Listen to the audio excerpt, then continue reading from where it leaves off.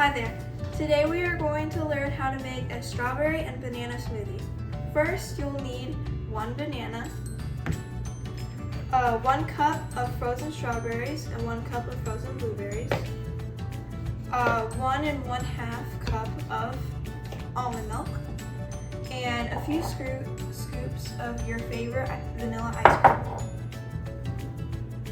Now it's time to blend.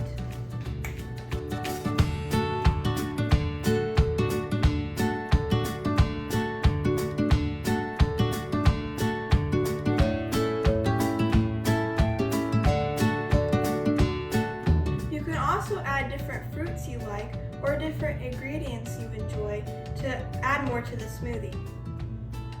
I hope you enjoy. Bye!